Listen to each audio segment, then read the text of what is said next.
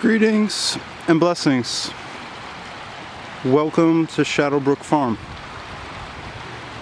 I made a video the other day and I'll leave a link in the description.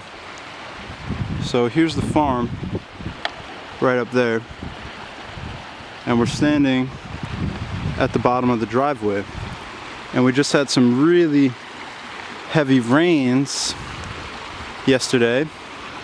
But just a few days ago, I made these little breaks right here. I made one. You can see the water flowing out. And I made these other three. 1, 2, and 3.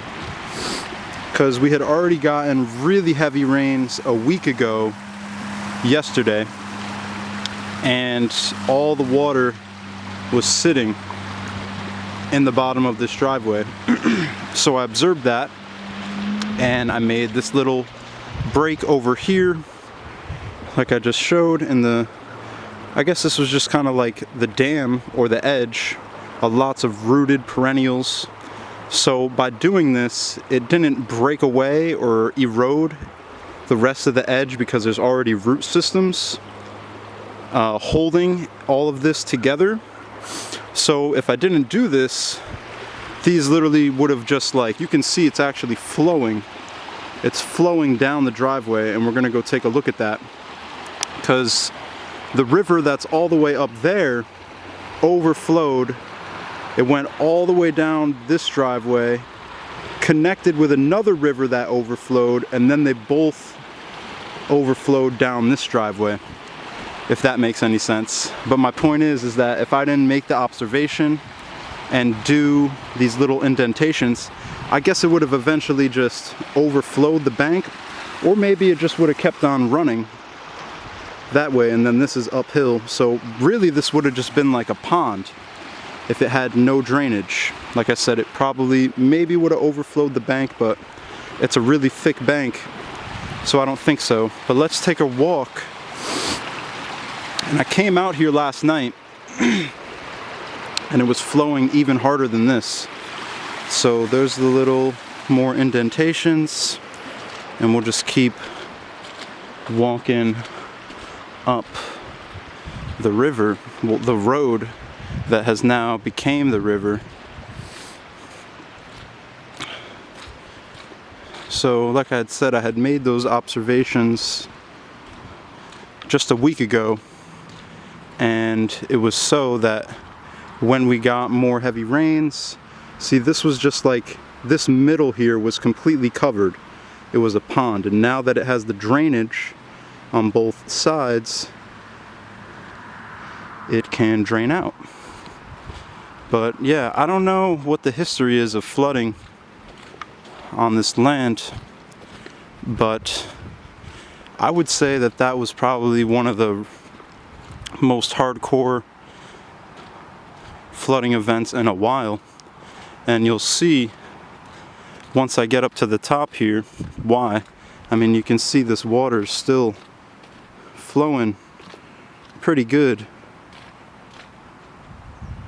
down all the way to where we just were, and it's because it's pitched at the perfect I don't know, degree, angle, not angle, but it's got the perfect amount of slope so that the water can flow gradually all the way down. But what I think would be real nice, and as I was saying, this outer bank is just really rooted with perennial root systems, but if I made more indentations on a diagonal all the way up so that the water wouldn't just flow straight down, as it came down slope, it would have exit zones to prevent serious runoff, which we're about to see happened all the way up here.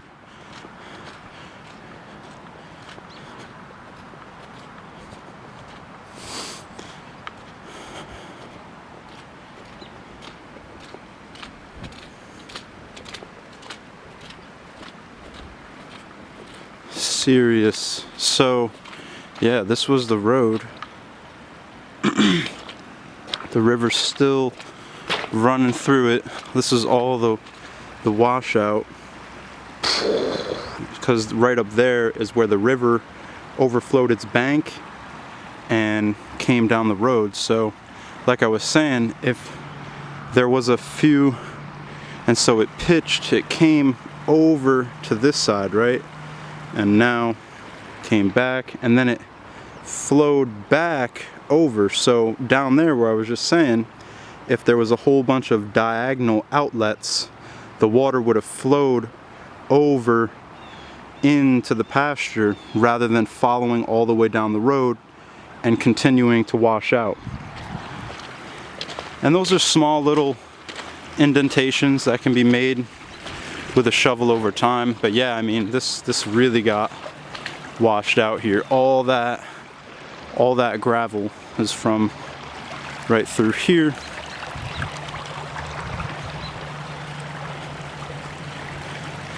And like I said, I'll link to that other video because we're about to see where I was just working the other day. And so the river's right over there. You can see right in there. And right up here, it's still actually overflowing its bank. So this is how far out the river is. So the main stream is all the way in there, and here it is overflowing its bank into the road. And last night, all the way down to where we just started at. And last night when I came out here with flashlights, see this little indentation? I observed and made this little drainage a week ago. So all of the water was actually, when it was seriously high, it was running through here across, and then on this other little exit drainage I made into this field over here. And here was the other little drainage that I made. So it was flowing through that one and through this one, through this puddle, out into the field, like I had just explained. That could happen down there. So this is just I had never seen anything like this before. River overflowed into the road, went all the way down. But a week ago, when we had just gotten multiple inches of rain, I was out here, I made the observations with a shovel, and I don't know, maybe it would have been worse, maybe it wouldn't have been worse if I didn't make those little indentations. But it's pretty cool to make little indentations and then observe them through a heavy rainstorm.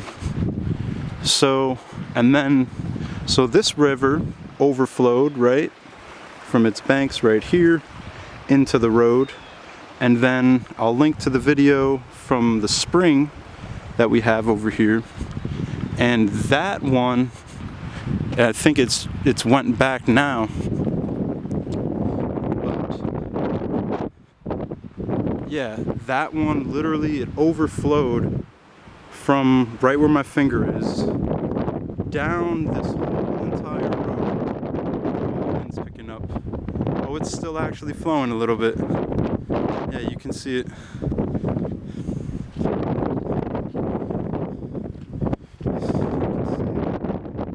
Slowly flowing down this way. So it starts right over all the way down. These tire ruts that I had made for my car going back and forth, and it was draining right off the side here. So pretty substantial weather event here. I'll leave the date here in the bottom. I believe it's like I don't know what exact date it is. I'll leave the date in the description though. But it was 60 degrees Fahrenheit yesterday, and at this point in the winter or late fall, early winter, we should probably definitely have snow. Here's the wood chip piles. They were all the way out to here. So I've been making a good dent on those. But yeah, we should have snow, and we have multiple inches of rain and flood out and 30 degrees above what we would normally be at for this time of the year. But what I'd like to say with everything that I just explained, the farm has gotten put in the best place possible. There's a lot of like vernal ponds in this field, and with this whole flood out, like I wanted to put it right here, and with that river overflowing last night, I literally would have been washed out. So much love to the owner of this land for helping me choose this,